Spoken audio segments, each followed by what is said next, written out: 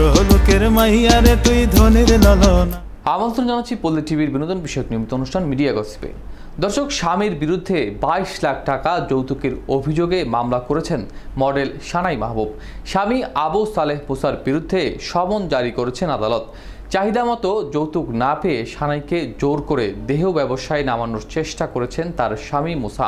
এই অভিযোগও আনা হয়েছে। বিস্তারিত জানাবো ডেস্ক রিপোর্ট থেকে।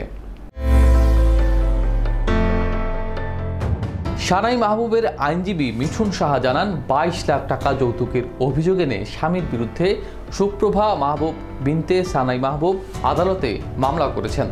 টাকার জন্য তার স্বামী তাকে শারীরিক ও মানসিক নির্যাতন করত। আদালত বাদীর জবানবন্দি গ্রহণ করে আসামিকে আদালতে হাজির হতে সমন জারি করেছেন।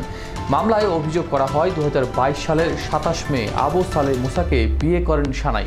বিয়ের সময় সানাই মাহবুবের পরিবারের পক্ষ থেকে বিভিন্ন আসবাবপত্র এবং 15 ভরি স্বর্ণ দেয়া হয়, যা আসামির বাসায় রয়েছে।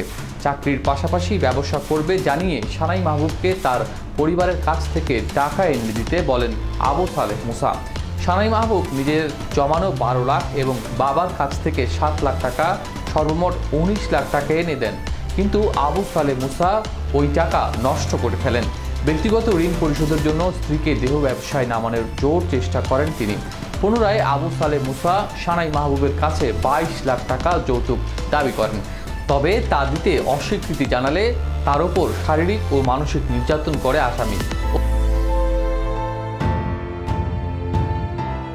অভিযোগে আরও বলা হয়, গত বছরের 15 সেপ্টেম্বর আসামি বাদীকে শারীরিক ও মানসিক নির্যাতন করে বাসা থেকে বের হয়ে যান।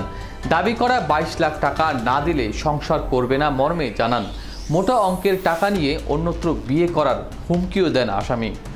সানাই মাহবুবের পরিবার তাকে বোঝানোর চেষ্টা করেন এবং সশরীরে এসে কথা বলার জন্য বলেন।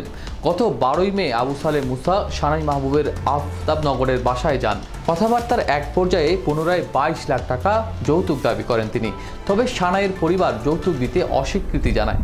একথা শুনে আবু সালেহ মুসা ক্ষিপ্ত হয়ে সংসার করবে না জানিয়ে দিয়ে বাসা থেকে বের হয়ে যান। অন্যত্র বিয়ে করার হুমকিও দেন। সানাই মাহবুব যৌতুকবিহীন সংসার করার জন্য একাধিকবার পারিবারিক ও সামাজিকভাবে চেষ্টা করেছেন মর্মে মামলার অভিযোগে উল্লেখ করেন। সংসার করার জন্য সানাই মাহবুব গত 7 ও 22 জুলাই আবু সালেহ মুসাকে লিগ্যাল নোটিশ পাঠান। আবু সালেহ মুসা 7 জুলাইয়ের লিগ্যাল নোটিশ গ্রহণ করে 17 জুলাই অসন্তোষ, মিথ্যা বানোয়াট ও মানহানিকর জবাব দেন।